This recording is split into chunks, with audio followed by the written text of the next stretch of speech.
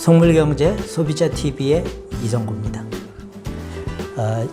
이제 대선이 끝나고 인수위가 만들어지면서 이번 인수위에는 국민통합을 위한 위원회까지 생겼다고 하네요. 김한길 씨가 그 국민통합위원회를 맡게 된다고 하는데, 제가 최근 몇 차례 이 유튜브를 통해서 국민통합이라는 거를 어정쩡한 경제정책의 타협으로 하지 말아라, 그거는 통합이 아니라 오히려 재앙이다, 이런 말씀들을 드려왔는데, 그러면서 이제 제가 강조한 게 시장을 잘 활용하고 소비자의 선택을 잘 활용한 거가 오히려, 그러니까 자유시장주의 철학을 일관성 있게 가지고 가는 거가 국민통합에 도움이 된다라는 말씀으로도 드렸는데, 아니 그렇게 되면 오히려 경쟁에 실패한 사람은 더 처져질 텐데 어떻게 국민통합이 되겠습니까? 이렇게 말씀하실 분이 있는 것 같아요. 근데 제가 이제 부동산 얘기하면서도 바로 용적률을 팔아라, 그럼 재원이 더 많이 늘어난다. 세제도 단순화해라, 그럼 세금이 더 많이 거칠 수 있다. 중소기업에 대해서도 정부가 직접 재정 지원을 하는 것보다는 소비자라든가 시장을 잘 활용해라, 이런 말씀을 드렸죠. 그럼 예산이 오히려 절감된다. 바로 그런 시스템을 통해 가지고 나오는 재원을 이용해 가지고 복지, 이재명 후보가 얘기했던 기본소득까지도 어느 정도 달성할 수 있다고 말씀을 드리려는 겁니다. 그러니까 이런 거죠. 세원은 최대한 늘려나가라. 근데 그거는 징벌적 과세로 늘려나가지는 게 아니라 합리적으로, 그리고 누구나 수긍할 만한 세제를 만들어야지 세금은 더 많이 거친다. 그리고 정부가 쓸데없는 지원을 하지 말아라. 그러니까 시장을 왜곡하고 시장을 개입하는 지원은 하지 말아라. 그런데 예산을 쓰다가 보다는 예산이 낭비되니까 오히려 시장에 소비자들의 소비 활동, 그리고 투자자들의 돈 벌려는 의욕을 잘 활용하면은 정부가 예산을 지원하는 것보다도 훨씬 더 지원 효과가 좋다. 그럼 예산이 절감이 되죠. 그렇게 되면은 그렇게 절감된 예산을 가지고 취약계층에 대한 복지, 기본소득까지도 어느 정도 해결할 수 있다, 이런 말씀을 드리는 겁니다. 특히 앞으로 산업화가 자꾸 진전돼 나가면은 인공지능, 로봇이니 3D 프린터니 정보화니 이런 게 진전되면서 국민 경제가 가난한 사람을 먹여 살릴 수 있는 능력도 획기적으로 증가하게 됩니다.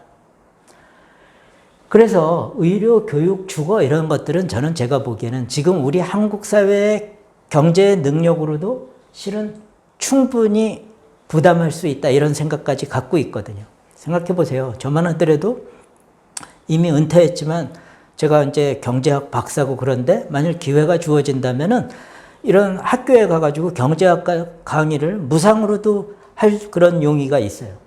그리고 많은 지금 고학력자들이 집에서 쉬는 분들도 있기 때문에 굉장히 많은 교육들을 아주 싼 값으로 공급할 수도 있는 우리 사회입니다. 의료요? 말할 것도 없죠. 의사 월급이 물론 높기도 하지만 더 많은 의사들은 의대만 늘리면 공급될 거예요. 주거요? 집값 오르고 부동산 투기가 있다는 게 사실은 축복입니다. 그건 뭐냐면은 정부가 머리만 조금 잘 쓰면은 주택 공급이 충분히 될 수 있다는 시장의 신호거든요. 그러니까 의료, 교육, 주거와 같이 우리 국민들의 기본적인 니즈를 해결할 수 있는 모든 경제적 능력이 있는데 정부가 지금까지 규제로 가로막았다는 거죠. 그러고 나서는 쓸데없는 일을 했던 거예요. 그래서 저는 시장에 맡기면은 바로 거기에서 나오는 그런 초과적 이익을 합리적으로 세금으로 환수만 하면은 의료, 교육, 주거 전부 해결할 수 있다. 너무 쉽다. 나아가서 이재명 후보가 얘기했던 기본소득, 외식수당까지도 해결할 수 있다는 겁니다. 바로 근데 여기서 조금 우리가 잘 생각해야 되는 부분은 이런 기본소득 제도의 장점이 뭐냐면은 지금까지는 정부가 공공임대주택이라고 논아주고 의료 보호라고 그래가지고 논아주고 교육도 의무교육이라든가 공교육은 하지만 사교육은 하지마, 자사고 특목고도 안 돼 하는 식의 거에서 벗어나가지고 일정한 금전적 지원을 하면 자기가 어떤 혜택을 받을지는 혜택을 받는 수혜자들이 선택하라 하는 것이 기본소득의 최대의 장점인 겁니다. 근데 이재명 후보는 그런 기본소득의 장점은 기껏해야 외식 수당 정도에만 한정하는데 그것도 50조나 연간 쓰겠다는 거고, 저는 다른 여러 가지 규제들은 그냥 두겠다는 거거든요. 사실 이 기본소득이라든가 의료, 교육, 주거에 대한 기본적인 복지가 달성되면은 저는 최저임금제니 무슨 근로시간 규제니 이런 거 할 필요 없다는 거죠. 왜 그러냐면은 최저생활이 보장이 되니까 근로자들이 알아가지고 너무 적은 임금을 주면은 그런 데 가서는 일 안 할 거거든요. 근로시간도 너무 혹사시킬 만한 근로는 안 하게 될 거죠. 그리고 뭐 어떤 사람이 택배를 너무 열심히 하다가 돌아가신 일도 있다고 하는데, 그런 부분은 정부가 아무리 규제해도 해결할 길이 없습니다. 왜 그러냐면은 어느 한 택배 회사는 30시간 노동했지만 자기가 투잡으로 다른 일도 하다가 일주에 100시간 이상 노동하고 하는 거를 정부가 어떻게 쫓아가서 막을 수 있을까요? 불가능한 일입니다. 그래서 저는 이 기본복지 내지는 기본소득에 따라 가지고 모든 국민한테 최소한의 생활을 보장을 해줘라. 그리고 특히 20세든 23세든 적당한 나이를 정해가지고 그때까지는 모든 국민한테 의료, 교육, 주거 이런 것들을 보장해가지고 건강하게 성장할 수 있는 기회를 정부가 만들어줘야 된다는 겁니다. 그리고 그게 이미 가능할 만한 경제적인 능력을 우리가 갖고 있다. 그걸 못하고 있는 거는 이재명 말대로 정부에 도둑놈이 많아서일 수도 있어요. 근데 사실을 알고 봤더니 본인 자신이 그 일을 하고 있었다는 의혹까지 들고 있는 거 아닙니까? 그래서 정부의 완장을 버려라. 정부가 완장 차가지고 논아주는 일들을 하지 말고 소비자들한테 논아줘가지고 소비자들이 선택해서 만들면은 나눠주는 분배의 비용이 확 줄어들게 됩니다. 그리고 세금을 가지고 국민을 괴롭힐 생각을 하지만 않으면은 사람들이 세금을 오히려 훨씬 더 많이 내게 된다. 그리고 의료건, 교육이건, 주거건 자유화를 해주면, 예를 들어 교육만 하더라도 예를 들어 이렇게 할 수도 있어요. 특목고 자사고는 자유다. 그 대신 특목고 자사고를 들어간 사람한테는 정부가 지원을 안 하겠다. 자기 돈으로 가겠다고 선택한 거니까. 그럼 어떻게 돼요? 일반고에 대해서 훨씬 많은 지원을 할 수가 있게 돼요.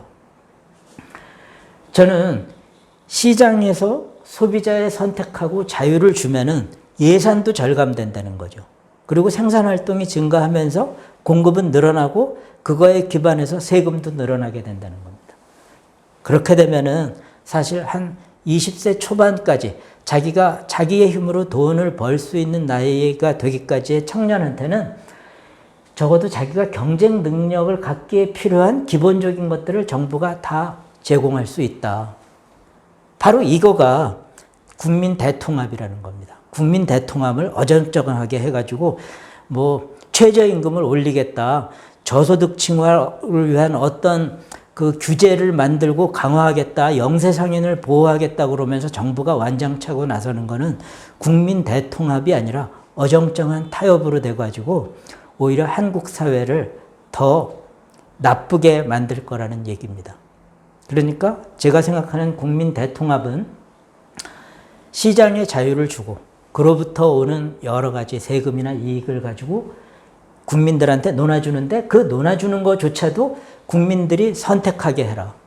복지 서비스에서도 민간과 시장의 활력을 최대한 이용하게 하라 하는 겁니다.